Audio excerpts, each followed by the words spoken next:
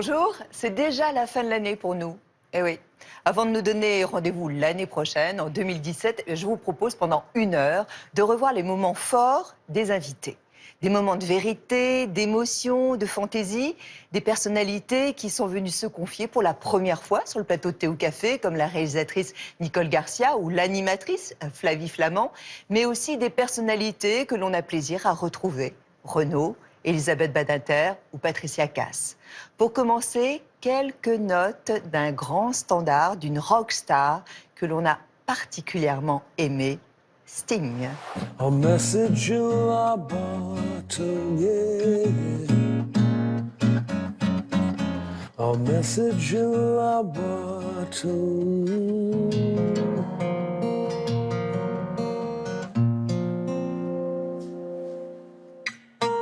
Bonjour Sting. Hello. Bonjour. Bonjour Élie. Non, mais non, vous n'en êtes pas là. Alors, ce matin, un invité anti-morosité. Piment et champagne. Bonjour Amélie. Montrez-moi vos mains. Ah, pas un gros plan, hein. À ce point-là. Voilà, c'est bon. Voilà, ça commence bien, elle tombe. Est-ce que les plateaux de télé, Flavie, vous manquent? Non, mais je suis bien chez vous. Je vous attends depuis 20 ans. Et c'est très long, 20 ans.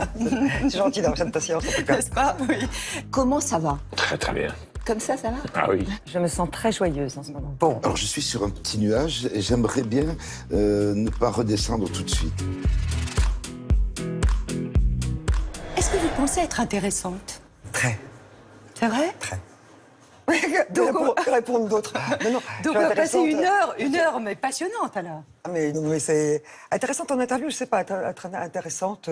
J'espère que l'heure. Mais je pense que ça dépend beaucoup de celui qui interviewe et celle qui interviewe. Donc je vous laisse toute la responsabilité. D'accord, ok, alors on y va. Qu'est-ce qui est essentiel de savoir quand on s'intéresse à vous? Je mens énormément. Non mais ça commence fort. Bah, un menteur qui vous dit qu'il ment, c'est un type un peu sincère quand même. Oui. Quelle est l'idée reçue qu'on a sur vous qui vous agace? On imagine que je suis alors effectivement une actrice intello et quelqu'un d'un peu austère. Je suis, mais aux antipodes de ça. Je pense que j'ai un côté joyeux quand même. Que pendant longtemps, je pense que je l'avais quand j'étais petite. Je pense que je l'ai perdu à l'adolescence. Et je l'ai retrouvé bien. Je l'ai retrouvé sur Récemment. scène. Non, je l'ai retrouvé sur scène. En fait, dès que j'ai mis les pieds sur scène, je pense que j'avais cette joie qui émanait de moi. Et maintenant, j'arrive à avoir la joie dans la vie, en fait. Est-ce que vous pourriez être votre ami? Non. Pourquoi? Trop grincheux. Un défaut dont vous aimeriez vous débarrasser? Oh, my vanity. Est-ce que vous avez le sentiment de mieux vous connaître aujourd'hui? Ah oui, un peu mieux. On va dire que je connais mes failles. Je sais que je suis un dépendant affectif, ça c'est sûr. Je sais que j'anesthésie mes angoisses existentielles, comme tous les gens qui sont hypersensibles. J'esquive le moment où je dois me retrouver face à mon enfance, à l'éducation que mon père nous a donnée, à la mort de ma mère, à la mort de mon frère. Il y a quand même des dossiers assez épais. Vivre ne pas vivre. Pour cette passion qui nous dévore, où l'on peut voir passer la mort, puisqu'elle fait partie du décor. Vivre ou ne pas vivre. Être seul, être là, être enfin face à soi-même. Vivre ou ne pas vivre. Être fort, être ferme, être encore face à soi-même. Vivre ou ne pas vivre. Si vous deviez poser le décor de votre enfance, que diriez-vous? Mon enfance était monochrome, grise, pas du tout en couleur. Je ne sentais pas que j'appartenais au sein de ma famille, de ma communauté. Je sentais que j'étais comme si j'avais été adopté au mauvais endroit. Ce qui est formidable, c'est que vous étiez destiné, comme vos autres camarades, à travailler en fait dans les chantiers navals, à l'Arsenal. Qu'est-ce qui vous a fait vous sortir en fait de votre milieu? Pourquoi vous? Bien, je pense que c'est parce que ma mère était musicienne, elle jouait du piano, elle m'a inspiré à adorer la musique et Ensuite, une personne m'a offert une guitare lorsque j'avais 7 ans et j'ai reconnu la guitare comme un ami et j'ai appris à jouer de la guitare très rapidement. Ensuite, j'ai commencé à rêver. Je voulais écrire des chansons et chanter mes chansons au monde entier, de réussir. Donc, j'ai rêvé très fort parce que ça s'est réalisé. On se sort jamais de son enfance, on s'en remet jamais. On s'en remet jamais, comme dit le poète. J'ai eu 10 ans, je ne les ai plus, je ne reviens pas. Et moi, c'est quelque chose qui me... Il y a des gens pour qui la nostalgie est un bien-être, une façon de se ressourcer.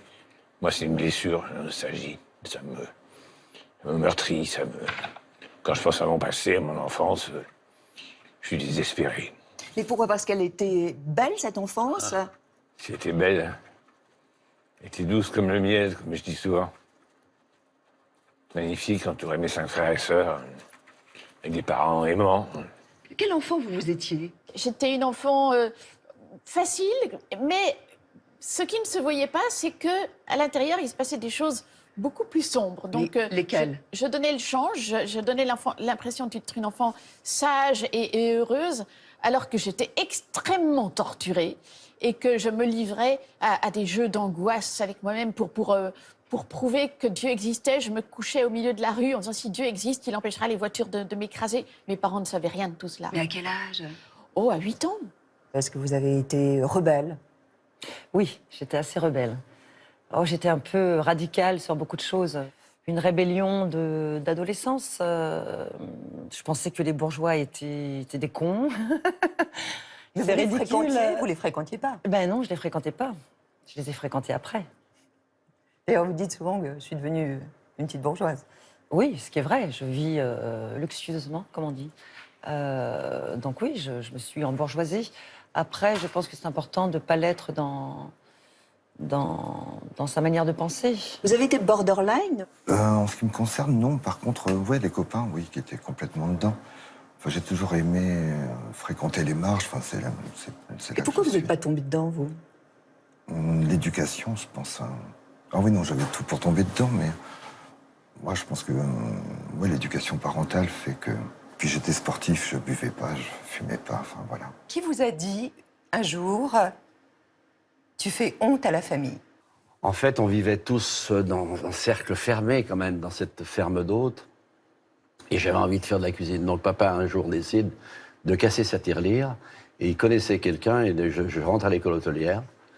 Et je rentre à l'école hôtelière, et naturellement, l'homme étant ce qu'il est, déjà adolescent, un peu rebelle, au bout de 3 mois, eh bien, je suis mis dehors de l'école hôtelière. Et mon père vient me chercher, me dit « Décidément, tu feras toujours honte à la famille. » Un père très ambitieux quand même pour ses filles. Il voulait que vous réussissiez. Et c'est pas exactement ça. Il voulait nous donner les moyens psychologiques de l'ambition. Et donc, c'est vrai que j'ai été élevée toute ma prime jeunesse par des encouragements. Il était convaincu que quand on travaille beaucoup, qu'on se donne beaucoup de mal, qu'il faut s'accrocher, il faut jamais céder, il faut jamais reculer, même que les échecs sont positifs aussi, donc tout est possible. Qu'est-ce que vous avez hérité de lui? Une liberté inouïe. Une vraie liberté. Papa fonctionnait comme ça.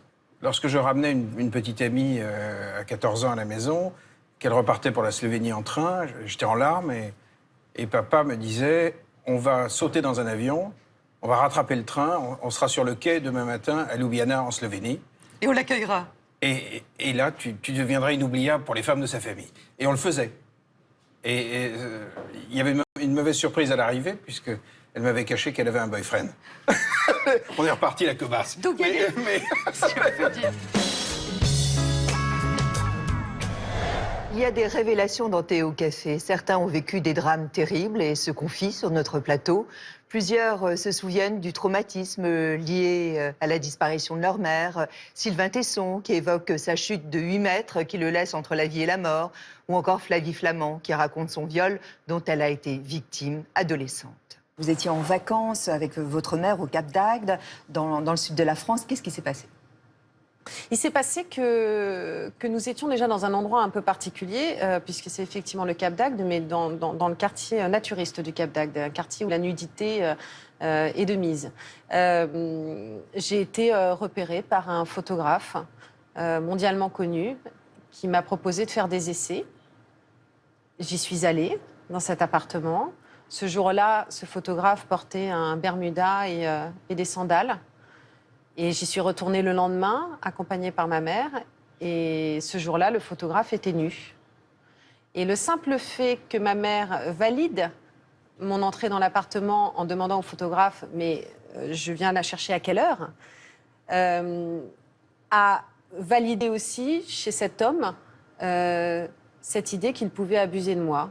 Et j'ai été violée à l'âge de 13 ans dans son appartement. Et je suis rentrée après la séance photo et après le viol, comme si de rien n'était. Vous n'avez rien dit à personne? Non, parce que parfois il y a des familles qui sont défaillantes aussi, donc qui ne seront pas là pour vous écouter, vous le sentez. Ça a été le cas de la vôtre? Oui, mais je le savais, donc je n'ai pas parlé, puisque je savais que de toute façon la déception n'en serait que plus violente. À la mort de votre mère, vous avez 11 ans. Est-ce que vous avez été associée à son deuil? Pas du tout. Alors, grosse erreur de mon père. Mais bon, on était dans les années 70, donc il s'est dit que c'était trop triste pour des enfants. Donc il voulait vous épargner. Ouais, mais c'est une bêtise, en fait. Souvent, la phrase « je veux les protéger, je veux te protéger », c'est encore plus dévastateur. Parce que tous les trois, Anne, Laurent et moi, on n'a pas fait le deuil. On ne s'est pas rendu compte qu'elle était réellement morte, parce qu'elle est morte d'une hépatite B. Ça s'est passé en 2 ou 3 semaines. Et comme toujours, voulant protéger les enfants, mon père nous disait, et ma mère même, disait « Non, mais tout va bien, il n'y a pas de problème, on va juste à la clinique, mais tout va bien, vous inquiétez pas les enfants. » Bon, tout va bien, mais au bout de 3 semaines, elle était morte. Donc vous n'avez pas assisté aux obsèques? Non, on n'a pas assisté aux obsèques, on l'a appris 1 jour ou 2 jours plus tard. Donc, ça fait un choc. Enfin, la mort m'a pris ma mère, et en plus, on m'a pris ce deuil que je devais faire. Très jeune, vous aviez 3 ans, vous avez connu une tragédie, vous avez perdu votre mère, et vous l'avez appris très tardivement, enfin quelques années plus tard. Ce déni vous a pesé? Ah, c'est pas du déni, c'était un mensonge des grandes personnes qui m'ont raconté qu'elle était partie en voyage. Avec le recul, je leur suis très reconnaissant parce que grâce à eux, j'ai appris à mentir, j'ai appris à raconter des histoires et j'en ai fait une profession de raconter des histoires. Maintenant, c'était compliqué parce que quand ce genre de choses arrive, on se sent coupable. On se sent coupable de n'avoir pas su, de n'avoir pas deviné, ou même on se dit mais merde, pourquoi elle n'est pas là, c'est moi qui ai fait quelque chose de mal ou quoi. Donc à mon avis, ça crée assez de sentiments pour écrire et dessiner toute une vie. On court après le bonheur, comme s'il venait de s'échapper, comme s'il avait soudain pris peur, on se tuait des nuits matins. Je trouve que vous avez retrouvé votre visage. Je ne sais pas s'il faut attribuer ça à votre sens inné de la bienveillance et de l'amabilité, mais c'est vrai que mes forces sont revenues. Je suis tombé de 8 mètres, j'allais très mal, comme vous venez de l'évoquer, et j'ai quand même bénéficié de tas de choses. D'abord du système de santé français qui est formidable, qui est fantastique. Du progrès de la médecine, c'est quand même assez agréable d'avoir ce genre de déboire au XXIe siècle plutôt qu'au Xe siècle, au fond de la Mongolie intérieure. Et puis d'un entourage superbe qui m'a permis, avec l'affection que j'ai reçue... De guérir. Oui, finalement, c'est aussi important que les médicaments. On a beaucoup parlé de votre santé ces derniers temps. Ah oui, parce que j'ai essayé de transcender ça en un acte créatif. Justement, quand j'ai eu ce souci de santé... auquel vous faites allusion. Vous avez été atteint d'une maladie orpheline, on explique. Voilà. Qui m'a mis en danger assez fortement. Et finalement, je ne parle pas de maladie, que ce soit dans le livre ou dans le 10 de Dionysos, je parle de renaissance. Je parle d'une aventure extraordinaire où j'ai rencontré, que ce soit les soignants et la façon dont certains proches se sont comportés, le groupe, quelque chose d'extrêmement rassurant et épique en même temps. Et l'une de ces personnes-là, c'était notamment Johan, qui m'a dit cette phrase extraordinaire que j'ai mise dans mon livre. Il m'a dit « T'as pas le choix, de toute façon, tu vas être obligé de te comporter comme un super-héros. » Donc je me suis acheté plein de t-shirts de super-héros, je les ai mis à l'hôpital. Et puis il m'a dit, puis tu verras, ça va passer. Et à un moment donné, ce sera une bonne histoire à raconter. Et c'est ce que j'ai essayé de faire. Votre plus grand moment de solitude? Il a duré 20 ans. À boire, à boire, à boire. La maladie qui vous fait le plus peur? La mort. Mais vous pensez, vous, qu'il y a une suite ou pas?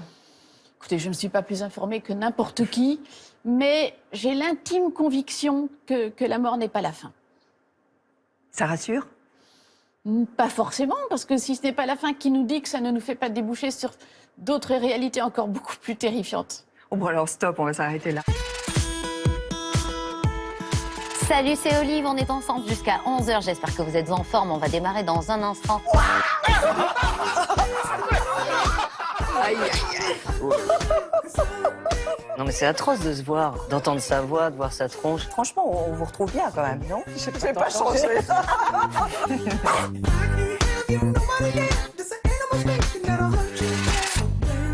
C'est vrai, Ariel n'a aucune limite. Mais est-ce que vous en avez, vous?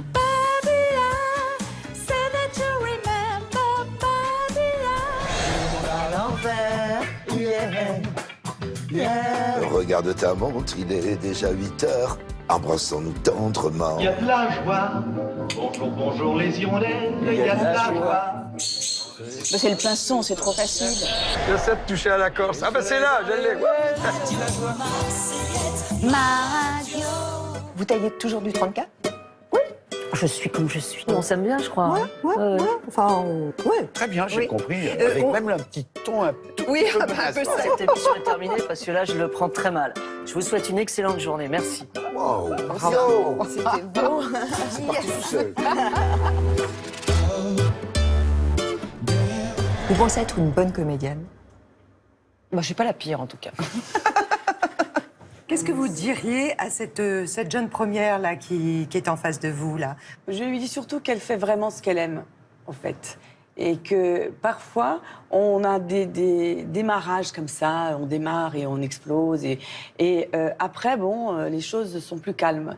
Or, maintenant, j'ai une liberté et dans le jeu, dans ma façon de jouer et de mes choix, au théâtre surtout, qui me rendent tellement heureuse et tellement... Je m'enrichis. Est-ce que vous étiez prête à tout pour y arriver? Non. En fait, j'avais aucune conscience. Moi, ce que je voulais, j'avais pas conscience ni de la célébrité, ni de tout ça, ni d'une carrière.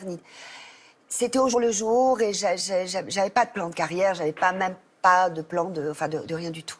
Non. J'étais pas armée du tout quand j'ai commencé ce métier.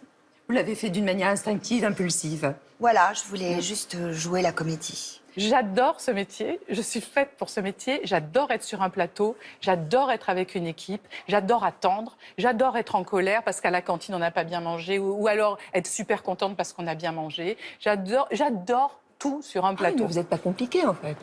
Mais en fait, je crois que je suis faite pour ça. Mais quand vous êtes arrivée à Paris, est-ce que vous étiez en phase avec ce milieu? Vous qui veniez de province, d'un milieu modeste, est-ce qu'on se sent tout de suite accueilli en phase? Non, c'était carrément l'opposé. Je me sentais pas du tout à ma place parce qu'en plus, j'avais un accent allemand très prononcé, j'avais un vocabulaire très simple. Je sais pas, une fille comme ça qui débarque de province et on te le fait bien comprendre. Ah ouais? Dans le milieu déjà et Paris aussi quand même. Quelle est la critique qui vous a le plus blessé jusque-là? Je me rappelle, pour Pauline à la plage, c'est une des premières critiques que j'ai lues. Le journaliste avait dit « Elle n'a rien au-dessus du bikini ». Élégant.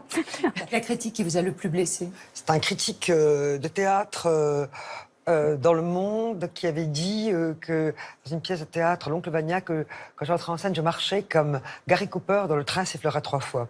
Pendant très longtemps après, je ne savais plus du tout comment marcher en rentrant en scène. Le pire conseil qu'on vous ait donné dans votre métier? De faire confiance. Votre premier livre, c'est Bille en tête. Bille en tête, qui a reçu quand même le prix du premier roman. Est-ce que cette précocité, en fait, c'est un fardeau quand on est si jeune? Non, ça me semblait très tard. Mais vous aviez quel âge? Mais j'avais 23, mais comme j'avais perdu mon père à 15 ans, j'étais pressé. Je voulais qu'il m'arrive des choses. Donc ça me semblait... J'ai toujours eu peur que la vie n'ait pas lieu, que sa grandeur ne se manifeste pas, qu'on n'aille pas la chercher, quoi. Est-ce que l'on peut comparer en fait cette discipline de l'écriture à une épreuve sportive? Là, on a vu les JO il y a tout l'été. Il y a de ça dans ceci que c'est extrêmement physique et ça demande vraiment de garder son corps dans des dispositions physiques particulières, telles que par exemple la faim. Pour écrire, j'ai besoin de crever de faim, donc ça suppose de ne pas manger pendant beaucoup d'heures par jour. Donc je ne sais pas si c'est comme ça pour les athlètes, mais enfin c'est une condition physique. Ah oui, vous vous privez de nourriture et c'est un stimulant? Pour écrire, oui. Dès qu'on a mangé, dès que j'ai mangé, je sens qu'une partie de moi atterrit. Et cet atterrissage, qui peut être très agréable pour d'autres domaines de la vie, ne convient pas du tout à l'écriture. Le livre que vous auriez aimé écrire? Une saison en enfer de Rimbaud, un chef-d'œuvre total. Votre dernière crise de mégalomanie? Écrire un livre. Je reviendrai à Montréal dans un grand Boeing bleu de mer. J'ai besoin de revoir l'hiver et ses aurores boréales. Est-ce que c'est pas un peu usant de toujours les mêmes chansons? Non, c'est une politesse que le public nous fait d'aimer des chansons pendant 40, voire 50 ans. Et il faut retrouver l'enthousiasme qu'on avait quand on les a faites au début. Et puis, on ne peut pas imaginer un Trenet sans la mer, pas plus qu'un Sinatra sans My Way, pas plus qu'un Aznavour sans sa jeunesse et sa bohème. Donc moi, ça fait partie des chansons qui me collent aux fesses jusqu'à ma mort. Et faites attention, les jeunes, quand vous écrivez des conneries, parce que vous allez être obligés de les chanter longtemps et souvent. Est-ce que vous êtes grisé parfois par le succès? J'aimerais tellement, mais non. Après avoir eu pour la première fois une victoire d'interprète féminine, et j'avais eu concert aussi, meilleur concert cette année-là, je sors dans la rue en me disant, mais ça y est, je vais pouvoir ressentir ça. Cette espèce de truc où on se dit, je suis un peu arrivée. J'ai construit. Tout ce temps, c'était pour en arriver là. Et je sors dans la rue espérant avoir les félicitations de tout le quartier. Genre, jamais autant que ce jour-là, personne ne m'a calculé. Et du coup, c'était un peu bon, mais c'est pas pour moi, quoi. Vous aimez les récompenses? Ah non, je m'en fous complètement. Avoir le Goncourt? Je m'en tape. Je m'en tape, d'accord. Rien à foutre. Parce que vous avez eu quelques prix, hein? Oui, mais je les ai pas réclamés. Non, mais vraiment, je m'en fous complètement. Et c'est dommage parce que moi, j'aimerais bien refuser la Légion d'honneur, des trucs comme ça, mais on me l'a jamais proposé. Oui. Alors j'adorerais dire non, mais bon, il faudrait d'abord qu'on me la propose. Comment on arrive à trouver cet équilibre? Parce que vous êtes très équilibré face à la notoriété. Déjà, ça fait longtemps quand même, parce que j'ai commencé à être reconnue dans la rue, j'avais 22 ans. Là, j'en ai 51, ça fait presque 30 ans, donc on n'est pas blasé, c'est pas ça, mais je veux dire que je suis pas affolée. J'ai vu beaucoup de choses. Puis moi, j'ai toujours été passionnée par la vie des gens célèbres. Et je me rappelle, quand j'étais sur Reine à cirer avec Ruquier, toutes les semaines, on recevait une personnalité et on avait le dossier de presse. Et c'est très fascinant de tous les gens, même les plus célèbres du monde. Ils ont toujours à un moment des hauts, des bas. Enfin, c'est jamais linéaire, une carrière. Et je trouve beaucoup plus intéressant comment on fait pour résister au moment où ça va pas bien. Alors, on dit oui, il faut gérer le succès, mais enfin, le succès, c'est quand même assez facile à gérer. Je veux dire, et l'échec? L'échec, c'est plus compliqué, mais en même temps, je trouve que c'est dans les échecs qu'on peut se reconstruire, trouver de la force, se renouveler. C'est quand ça va pas bien qu'on se remet en cause. Est-ce que vous avez néanmoins connu des périodes de découragement, de mal-être, d'état dépressif? Bien, je me suis rendu compte que le succès et le bonheur ne sont pas la même chose. C'est une excellente leçon à apprendre. Je voulais réussir, mais quand je réussissais le plus, j'étais le moins satisfait. Je me disputais avec le groupe, avec ma première épouse, donc j'étais pas à l'aise. Il fallait que je trouve des solutions, que j'y remédie. J'ai démarré seul et je me sentais beaucoup mieux. On se souvient aussi du décès et la disparition de Bernard Loiseau, qui a été aussi très médiatisé. Et à la surprise générale, effectivement, il se donnait la mort alors qu'on pensait qu'il était en pleine gloire. C'était en 2003. Comprenez-vous que des chefs arrivent en fait à cette extrémité? Ah ben complètement. J'ai frôlé tout ça. Parce que vous savez, lorsque vous attendez votre note, vous avez peur. Il y a combien de métiers qui sont notés comme ça? Imaginez-vous que tous les métiers du monde soient notés comme ça, 1, 2, 3 étoiles, et que c'est l'abondance des clients ou pas l'abondance. La notation est quand même subjective, mais vous avez peur, à l'attente de la sortie du guide, on a peur de perdre une étoile, on a peur de sa renommée, de sa propre renommée, en disant c'est un échec. Donc on est vous plus dites bon. c'est une pression insoutenable. Ah mais mais je le dis, mais c'est plus qu'insoutenable. Pourquoi, Marc Vera, vous repartez à la chasse aux étoiles, puisque c'est si douloureux? Parce que je suis orphelin de tout ça, madame. C'est comme la pression en cuisine, c'est comme la pression du... Mais on est un métier, c'est un miracle notre métier. Vous vous rendez compte, on fait le plus beau métier du monde. C'est le sens du partage. Et moi, je ne pourrais pas me passer de mes clients, c'est impossible. Mais je ne peux pas me passer de cette pression. Je ne peux pas passer de cet amour que j'ai pour la clientèle. Donc vous êtes maso? Oui, je suis maso. Pourquoi, à un moment donné de votre vie, vous vous êtes dit, je vais raconter Plus le temps. mes peines? Plus le temps. Il ne reste plus assez de temps. Pour le temps qui me reste, il faut, si possible, que je mette les choses au net. Et que j'essaye de me... Par exemple, j'ai un regret dont je n'ai pas parlé dans ce livre. Je me suis mal comporté avec vous, par exemple. Je n'ai pas été gentil. Vous n'étiez pas très gentil non plus. Mais j'étais bien pire. Et je l'ai regretté beaucoup. Je me suis dit, mais pourquoi est-ce que je suis comme ça? Et en fait, c'était idiot. Sans doute aussi parce que vous étiez jolie et qu'il y avait un intérêt que je portais à votre physique, à ce que vous étiez, et que je vivais tout ça très mal. Et donc, vous voyez, c'est un regret. J'essaye de mettre les choses au net. Je profite de cette émission pour mettre cette chose-là au net. C'est surprenant, oui. Oui, non, c'est pas surprenant. Si, c'est surprenant dans le cadre de l'émission, effectivement, que vous me disiez ça, parce que moi, j'ai effectivement pas un très bon souvenir. C'est vrai. C'était dans le cadre, on peut le dire aux téléspectateurs, c'était dans le cadre d'une émission. Oui, mais j'ai envie d'être sincère avec vous. D'une émission sur l'Afrique. Oui, j'ai envie d'être sincère avec vous. Et pour vous dire que c'est pas dans le livre, mais je le regrette. Et qu'à partir du moment où je vous le dis, je me sens un peu mieux. Dans Thé au café, on réalise les rêves de nos invités. On offre des surprises. Vous les découvrirez comme on ne les a jamais vus. Michel Larocque qui danse avec une étoile à l'Opéra de Paris. Sandrine Bonner en balade sur les Champs-Élysées. Marc Lavoine qui a rêvé de visiter le Louvre un jour de fermeture. Et pour démarrer, on va débusquer Elie Semoun chez lui. Qu'est-ce que vous foutez là? Non, là, je me réveille, puis je vois qu'il y a une équipe de télé. Venez, hein, qu'est-ce que vous voulez que je vous dise? Est-ce que vous êtes toujours de bonne humeur? Pas toujours, mais là, pour l'instant, oui, je suis de bonne humeur. Ça dépend de vos questions, en fait. Puis si jamais la question est vraiment très gênante, bah, je fais ça.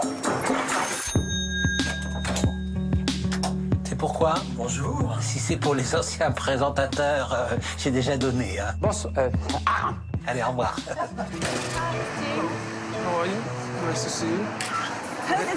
Qu'est-ce que ça vous évoque, Paris? C'est la ville des Lumières, de l'amour, du romantisme et de la musique. J'ai écrit Roxane ici en 1977. J'avais 10 ans. Dans quel état d'esprit vous êtes aujourd'hui? Joyeuse. Je me sens joyeuse avec ce beau soleil. J'aime bien marcher dans Paris. Enfin, je me balade aussi grâce à vous. Hein. Vous traversez n'importe où. Ouais, c'est vrai en plus.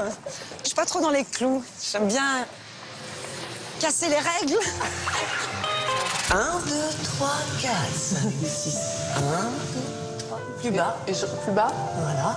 Vous auriez aimé être dans Non. ces étoiles? Non. Ah oui, mais alors, sans avoir fait tout le travail avant. Juste dans ces étoiles en Juste soi. comme ça, direct. Voilà, je suis. Voilà, c'est ça. Qu'est-ce que ça vous apporte, la danse? Ça m'apporte tout ce dont j'ai besoin, c'est simple. Souvent, j'ai les larmes aux yeux en cours, tellement ça me rend heureuse. Est-ce que vous aimez les surprises? Est-ce que j'aime les surprises? Non, pas vraiment. Bah, quand il y a le soleil comme ça, qu'il fait beau, qu'on est sur Paris, ça peut pas être bien méchant comme surprise. Oh, ça fait une belle après-midi, hein? Bah là, on peut faire demi-tour. D'accord, bah je vous laisse faire la manœuvre. Vous allez avoir une bonne surprise. Louvre pour vous tout seul. Tout seul? Ouais. Personne. Ah, super. C'est vertigineux. C'est hyper émouvant. Je suis en même temps excité, en même temps intimidé, en même temps j'ai mal partout. Et en même temps, je ne vais pas employer ces mots-là, mais il y a quelque chose de divin, de sacré. Tous les endroits où vos yeux se posent, c'est magnifique. Cette peinture a un envers. Et l'envers de ce tableau, le voilà. Elle a des très belles fesses, cette religieuse, il faut le dire. Ce qui m'amuse, c'est le truc. C'est comment on défie les normes, la bienséance. Et d'ailleurs, j'ai vu ici quelques messieurs rester un bon moment devant cette partie-là du tableau. Preuve que ça fait toujours plaisir. C'est bien beau. J'adore ce côté, toutes les bêtes ensemble. Magnifique! C'est un vrai corps humain. Ce sont de vrais corps humains, préparés à partir d'un mélange de résine et de graisse. C'est fou. À l'époque, on avait le droit de faire des choses À l'époque, on avait le droit. Alors la légende raconte que la personne que vous voyez là était la fiancée de Fragonard, exhumée parce qu'il y avait eu suspicion d'empoisonnement. C'est gothique. Complètement. C'est le musée le plus gothique de tous les temps. J'adore. Aujourd'hui, ça choquerait. Mais c'est une histoire d'amour. Moi, ça me choque infiniment moins que Voici, par exemple. Les coulisses, ce qui est bien, c'est qu'on a l'impression qu'on va découvrir le secret de quelque chose. C'est la plus grosse cloche, la cloche historique de Notre-Dame. Devant des endroits aussi gigantesques, on redevient un peu un enfant. Là, je vois Quasimodo. Voilà, là, c'est Quasimodo. Magnifique. Comment on ressort après 2 heures de spectacle? Fatigué et riche. Quel est votre rapport, vous, à l'argent? Vous avez une belle maison. Je suis juive, Catherine. Donc nous, les juifs, vous savez, déjà tous les mercredis, on se réunit entre juifs pour diriger le monde. C'est bien connu. Donc, et je sens l'argent. Regardez, vous avez cette forme. À l'intérieur, il y a tout un système, en fait, pour sentir l'argent. D'accord. Je le dépense. Votre achat le plus fou? Ma mule. Un petit chat, parce que j'étais très malheureuse et je me suis dit, vite, un petit chat. J'ai aucun goût de luxe, moi. Rien. J'ai besoin de rien. Dans mon bureau, il n'y a rien. Moi, on peut me cambrioler. Hein. Les cambrioleurs, ils vont être super déçus. J'ai pas de voiture. J'ai une voiture Une pour maison, la Bretagne. une maison. Oui, mais voilà, une très belle maison. Vous affirmez que lorsque vous mourrez, vous ne lèguerez pas votre fortune à vos enfants. Mes enfants n'ont jamais vraiment prévu qu'ils allaient recevoir de l'argent. Ils ont toujours supposé qu'ils allaient devoir travailler pour gagner leur vie. Et je ne voulais pas les voler de ce privilège, de cette aventure à gagner sa vie dans le monde. C'est très important. Parfois, si vous donnez une grosse somme à un enfant, à ce moment-là, il ne veut peut-être plus travailler. Ils perdent l'élan, l'énergie, le moteur qui les amène à se progresser. Donc je ne voulais pas leur mettre ce fardeau. Bon, c'est cruel. S'ils sont dans la difficulté, je les aide. Ils ont de bonnes chaussures, des habits, une bonne éducation, mais ils ne s'attendent pas à hériter de beaucoup d'argent. Ils ont bien réagi?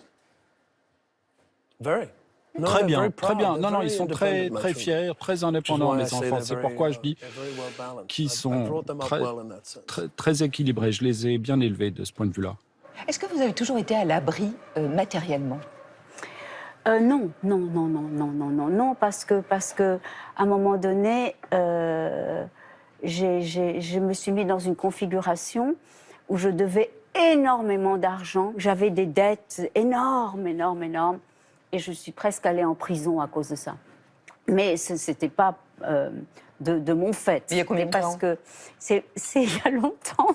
C'est parce que j'aimais quelqu'un qui était très pauvre et qui m'a ruinée.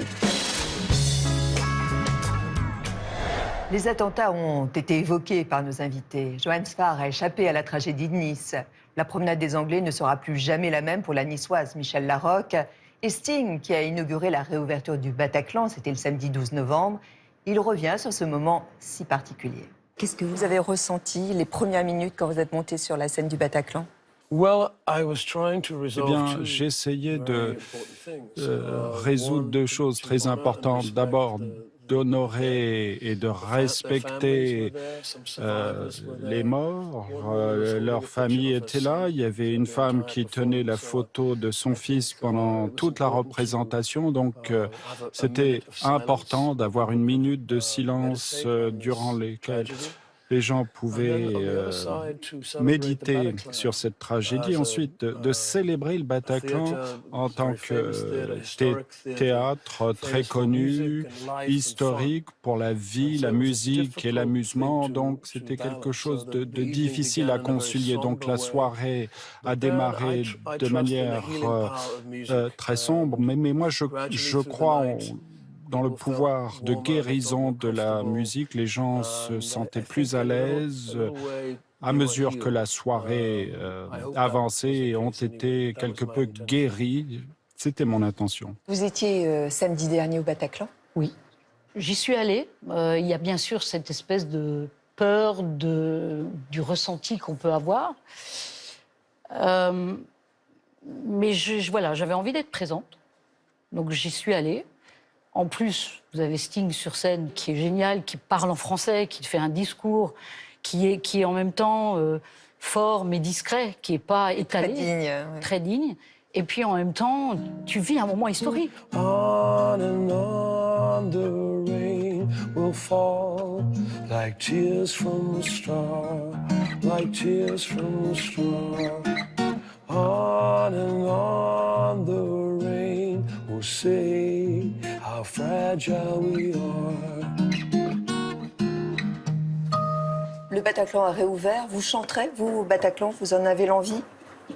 On a parlé avec des producteurs. Il y avait une idée aussi de faire chanter le quartier. Et je trouvais que c'était une bonne idée aussi. C'est un quartier qui a été meurtri, comme beaucoup d'endroits en France qui ont été meurtris par les vagues de violence qui ont été successives et qui font beaucoup de mal, profondément. Parce que je me souviens en tout cas avoir été asphyxié par ces images que je voyais. Et j'ai été obligé d'aller sur place. Et j'ai vu à quel point les gens étaient bouleversés. Et qu'après coup, si vous voulez, j'ai quand même réussi à trouver une grâce chez les gens qui se trouvaient là. Une forme de dignité, une forme de calme. Comment vous avez réagi? J'ai d'abord pensé que j'ai fait mes débuts au Bataclan. Et j'ai pensé au lieu, j'ai pensé à cette géographie et tous ces détails tellement terribles de la peur mêlée au sang et aux gens qui sont morts à côté de vous et qui souffrent, et de quelle manière s'en sortir, quoi faire, est-ce qu'il faut se battre, est-ce qu'il faut survivre, est-ce qu'il faut se cacher, est-ce qu'il faut aider son voisin, est-ce qu'il faut fuir, est-ce qu'il faut se laisser mourir. C'est une situation tellement inédite et tellement horrible. Vous étiez à Nice, la ville où vous êtes né le 14 juillet de cette année. Vous croyez à la force du destin, vous croyez au hasard, à la fatalité, puisque vous n'êtes pas allé sur cette promenade des Anglais. J'y suis pas allé parce que j'étais paresseux et mon fils aussi. Et on a préféré faire des jeux vidéo. Je crois surtout que Nice est dans une situation très difficile parce que c'est une ville dans laquelle il y a moins de cohésion sociale que dans le reste de notre pays. Et les plaies ouvertes de l'attentat, non seulement ne sont pas refermées, mais d'une certaine façon, presque personne là-bas a envie qu'elles se referment. Donc la ville est dans un drôle d'état en ce moment. C'est bête, j'allais dire c'est ma promenade de petite fille. Ma promenade des Anglais, qui n'était que joie, que plaisir, que grâce, que liberté, que bonheur, que voilà. Et c'est fini pour toujours. Toutes ces victimes, c'est impossible à accepter, à intégrer, impossible. Je disais les mots quand je l'ai appris et j'avais l'impression que je mentais parce que c'est impossible ce qui s'est passé. Pendant les premiers attentats, tous les dessinateurs ont fait des dessins, on les a mis sur Internet parce qu'on s'est dit, on a un deuil à partager. Et quand on s'aperçoit que les attentats deviennent réguliers, on arrête de faire ça. On se dit, OK, si on est en état de guerre, il ne faut plus montrer nos cadavres, il ne faut plus montrer notre chagrin. On doit opposer un mur à nos ennemis, parce que des gens tentent de détruire notre pays ou notre multiculturalisme ou je ne sais pas quoi. Et il faut écrire plus en profondeur. Il faut amener des contes qui pourront être lus plus tard. Il faut amener des récits plus profonds. Je m'aperçois que le petit dessin d'après-attentat qu'on fait sur Internet, on a pu le faire après les attentats de janvier et de Charlie Hebdo. On a pu le faire après les attentats de novembre. Maintenant. Non, puisqu'il y a des attentats tout le temps. Puisque des gens ont décidé que notre pays allait devenir Beyrouth, on ne va pas leur faire le plaisir de leur montrer nos larmes à chaque fois. Il me semble que parmi les fanatiques religieux, il y a l'idée qu'ils sont là pour 1000 ans, qu'ils sont là pour plein de générations. Ouais, mais nous aussi. Si à ma place, vous aviez un candidat ou une candidate au djihad, qu'est-ce que vous lui diriez? Honnêtement, je crois que j'aurais pas les mots. Si elle est candidate au djihad, je dirais que c'est perdu. Et qu'on peut pas, ou très difficilement, la bataille est un peu perdue. Ce qui m'intéresse, c'est qu'est-ce qu'on fait. Voilà, c'est en amont. Et tout le temps, c'est en amont que ça m'intéresse. Ce qui m'aura le plus étonné sur Terre, c'est la montée des religions. C'est tellement archaïque. C'est que des gens, il y a très longtemps, aient cru à ça. Il n'y avait aucune éducation, on ne savait rien, il fallait bien essayer de fédérer les populations. Après tout, pourquoi pas d'avoir inventé des religions? Mais maintenant, et comment on peut croire à des conneries comme ça? Genre, sur Terre, vous allez en chier. Plus vous allez en chier sur Terre, plus ça sera le paradis après la mort. Le bonheur, ça sera après la mort. Moi, je préférerais qu'on me promette le bonheur avant la mort. Vous affirmez en fait que la France est un des endroits les moins pires sur Terre. En fait, souvent, je réfléchis, je me dis, mais où est-ce que j'aimerais bien aller ailleurs qu'en France, par exemple? Et je ne vois pas. J'adore la France. J'aime bien le fait qu'on puisse dire que la France, c'est nul, par exemple. Parce que c'est pas possible dans tous les pays de dire que les Français, ils se critiquent tout le temps eux-mêmes, oh, il y en a marre. Mais je trouve ça très... J'aime beaucoup les Français. En fait, le fait de jamais se satisfaire de ce qu'on est quelque chose de très agréable, je trouve. Les Français sont jamais contents, mais c'est pour ça qu'ils sont super. Et on est un grand peuple. On n'est pas des veaux. Je veux dire, on est des gens bien. Ce qu'on voit tous au journal de 20h, c'est juste insupportable. Nous ne sommes pas ça, quoi. On est un pays positif. Courageux. On est des millions à s'engager dans des associations. Il y a des millions d'entrepreneurs, il y a des millions pas des millions, mais des centaines de milliers d'élus locaux qui se battent localement. On est une grande nation. Oscar Wilde, qu'on a bien connu, disait « Seul l'amour peut garder quelqu'un vivant ». Alors certains de nos invités misent sur la longévité du couple, d'autres, comme Renaud, tombent régulièrement amoureux. Je tombe amoureux tous les jours. Les actrices, je tombe amoureux tout le temps. Et j'essaie de les rencontrer. J'ai rencontré Hélène Filière. Et j'espère rencontrer bientôt Virginie Efira. Mais vous êtes prêt parfois à chercher le numéro de téléphone pour avoir... Oui, pour avoir une rencontre. Ouais. Ah oui, Il m'appelle, je lui dis, je suis fou amoureux de vous, je suis chanteur Renaud, je ne sais pas si vous me connaissez, je ne sais pas si vous m'aimez. Moi, je vous aime comme un fou. J'ai envie de vous voir, j'ai envie de boire un verre avec vous, de vous inviter à dîner, d'offrir des fleurs. Je ne suis pas public. Et ça marche?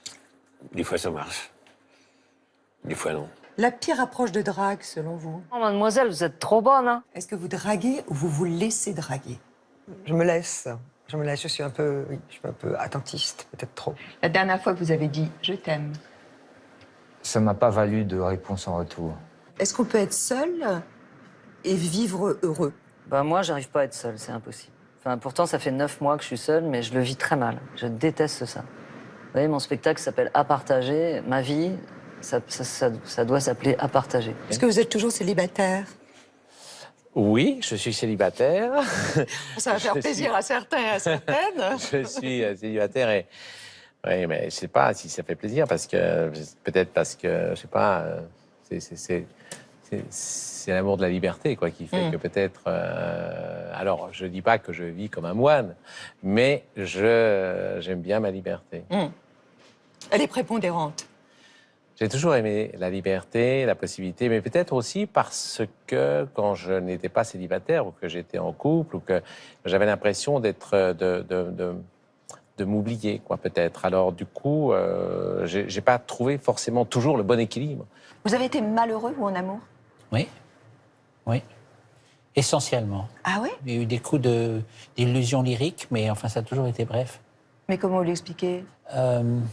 Menant une vie sentimentale différente de la norme communément admise, je pense que je... C'est-à-dire aimant les deux sexes? Oui, aimant plutôt les garçons même, autant dire les choses comme elles sont. Je ne m'empêche pas d'aimer les femmes. J'aime énormément les femmes. C'est une situation... Mais pas le sexe avec des femmes. Voilà, il y a un truc qui me bloque. C'est embêtant. Oui, c'est embêtant quand même. C'est embêtant parce que ça crée des sensations... ça crée des tas de court-circuits, parce qu'il y a des tas de femmes avec qui j'aurais aimé vivre, vraiment profondément. Et qui aurait sans doute aimé vivre avec moi, et puis ça n'a pas marché. Et par ailleurs, pour le reste, le sentiment de culpabilité, sans doute, ou le sentiment de ne pas trouver bien mes marques. Culpabilité de quoi? Je suis d'une autre génération que vous, Catherine. C'est une génération où ces choses-là étaient... C'est une génération où ces choses-là étaient encore très mal vues. Et j'ai sans doute intégré ça à la cour de l'école, en classe, etc. Et c'est resté. Et donc, j'ai jamais réussi à trouver mes marques dans ce domaine-là. Est-ce que vous avez eu recours au site de rencontre? Pendant 15 jours, j'ai un pote, je ne citerai pas son nom, qui m'a mis sur Tinder, mais j'ai arrêté tout de suite. De toute façon, les gens ne croyaient pas que c'était moi, donc c'est pas comme ça que je vais rencontrer quelqu'un, ça c'est sûr. L'amour, c'est mieux avant, pendant ou après? L'amour, c'est mieux quand on a trouvé la bonne personne. Votre métier d'artiste est incompatible, selon vous, avec une vie de couple? Difficile de répondre à cette question parce que je pense que le problème de base n'était pas forcément ma passion et mon métier. Je pense que c'était plus moi. Avec mon vécu, avec le regard que j'avais sur moi. Flavie, quel est votre rapport aux hommes aujourd'hui? Apaisé. Mais parce que j'ai rencontré un homme formidable. Tout est harmonieux, tout à fait. Si on prend le plan privé, super. Bon, je suis amoureuse. Ah, voilà. Alors que la fois dernière, pas tant que ça. Bon, c'est vrai. Donc, il y a du progrès. C'était comment la première fois? Délicieux. Un tue-l'amour rédhibitoire. Des chaussettes avec des tongs. J'ai pas le temps. C'est quoi ton nouveau parfum? Avez-vous déjà pris du Viagra? Oui. Qu'un résultat, j'ai eu la migraine. Oui, tout à fait. C'est intéressant. Le début d'un couple, c'est le début d'un travail énorme. Donc, c'est ça qui m'amuse. C'est-à-dire faire aussi des concessions? Beaucoup de choses, et puis surtout évoluer, quoi. Évoluer, lâcher des trucs, lâcher prise, arrêter de vouloir tout contrôler, arrêter d'avoir peur, arrêter d'être jaloux, respecter l'autre. En fait, je pense que l'idéal, c'est d'être heureux, tout seul, et l'autre est un merveilleux plus. Voilà, comme ça, on n'attend rien, et ça se passe super bien. Vous êtes marié depuis 40 ans à Laurence. Depuis 40 ans, oui. Ouais. Comment on arrive à rendre une union pérenne? On fait beaucoup de concessions? De concessions, dès qu'on est deux, c'est une concession. Il y en a un qui veut écouter tel film, l'autre trop fort, l'autre pas assez fort. Mais à un moment donné, ça se travaille, ça. Et puis, les gens qui changent sans arrêt de partenaire, d'après moi, ils ne font que transporter leur bibite chez l'autre, chez le voisin.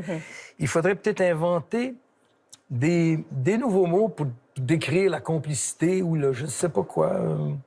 Difficile à définir. Vous êtes un homme fidèle, vous? Moi, je dirais que autant que Castro, oui.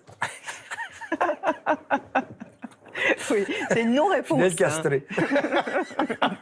Non, je suis très fidèle, bien sûr, bien sûr. L'amour, c'est mieux à deux ou à plusieurs? Votre dernier rêve érotique?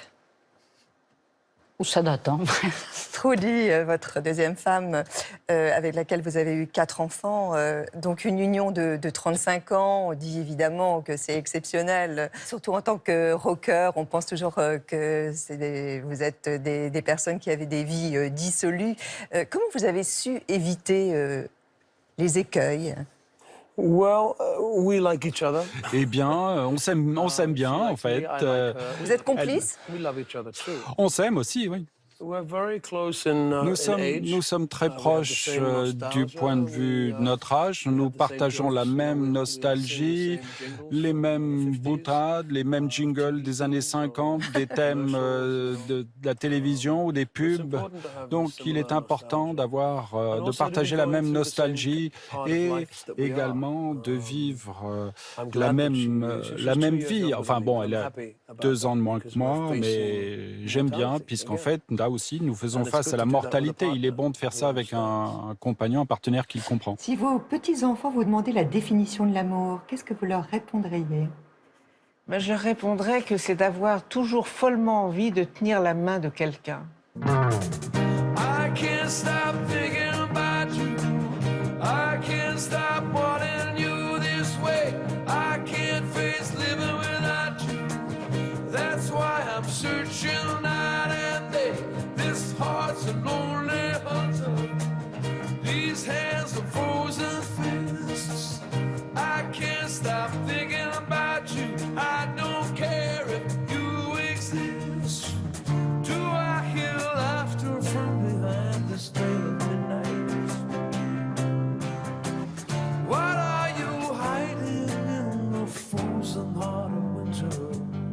Dans l'album, il y a cette chanson « Ils m'ont cru disparu, on me croit oublié, dire à ces trous du cul, je continue de chanter ». Alors, qui sont les trous du cul? Bah, les journaleux. De manière générale, la presse people en général, la presse en particulier, qui me pensait disparu, oublié, qui n'arrêtait pourtant pas de me harceler par paparazzi interposés. Ça vous a fait du mal, ça? Ça a fait beaucoup de mal, oui. J'ai été hyper embêtée par les paparazzis Ah ouais? pendant ma grossesse, même le jour de mon accouchement, même le jour où j'ai voulu sortir de la maternité, et même après. Et vous attendez? Oui. Donc ça s'est fait dans des conditions déplorables, par un quai de déchargement, par des sous-sols, pour passer d'un hôpital à l'autre. Vous êtes fâchée contre eux? Ah oui, je suis fâchée. Ça m'a fait beaucoup souffrir. Beaucoup. Ben, vous savez ce que c'est, on a souvent des fans, quelques-uns qui sont un peu plus pressants que d'autres, donc on se sent parfois en danger. Et puis tout d'un coup, on ouvre un magazine et puis on voit qu'il y a le nom de la maternité dans laquelle on accouche qui est dessus. Et là, on se dit, bon, ben voilà, si les 2-3 gars violents qui m'ont poursuivi pendant quelque temps débarquent, je fais quoi? C'est pas normal, quoi. On peut pas tout donner, tout le temps.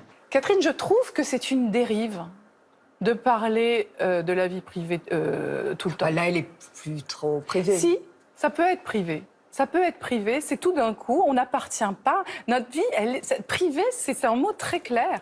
Je veux dire, ça ne fait pas partie du spectacle, ça ne fait pas partie d'une... on n'a pas besoin d'exister par la vie privée. Je veux dire, quand les gens ont envie d'en parler, c'est très très bien, mais je trouve que ça n'est pas une nécessité ni un devoir d'en parler. Je pense que le public... mérite je veux dire, il y a des gens qui m'aiment beaucoup et qui me le disent et qui disent « on ne veut pas savoir ».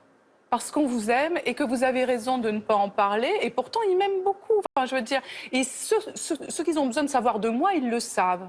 En tant qu'artiste? Oui, et en tant qu'être humain, ils voient des choses qu'ils ont envie de voir, et peut-être qu'ils voient des choses fausses, mais ils voient ce qu'ils ont envie de voir, etc. Est-ce que je dis maintenant, ils n'ont pas besoin de savoir. Mais quand j'aime quelqu'un, ou quand je suis curieuse de quelqu'un, quand je l'observe, je n'ai pas besoin d'avoir les détails de sa vie privée. J'ai une impression, je capte des choses, je vois ses qualités humaines dans telle ou telle situation, mais j'ai pas besoin d'en savoir plus. Voilà. Vous êtes très présente sur Instagram. Oh oui, oui, c'est vrai. C'est vrai. Alors, on a vu, mais toute votre vie. Hein. Oui. Heureusement et malheureusement aussi, des fois. Mais oui, mais alors pourquoi le faites-vous? Parce que, en fait, c'est pour montrer qu'on n'est pas des robots. Je pense que ça fait partie des gens de ma génération aussi. Après, je le fais d'une autre façon. Mais, là, on vous voit avec votre fille. Oui. Ouais. On voit même l'échographie. Ouais, il me j'ai semble. montré l'échographie, ouais. Là, les tatouages, parce que ça, c'est quelque chose de très important pour vous. Je crois que vous dites d'ailleurs que seuls les pieds ne sont pas tatoués, hein, c'est ça? Oui, c'est vrai. Mais non, mais c'est important de montrer ça parce qu'en plus, ça te donne le contrôle sur ton image que tu peux pas avoir autrement.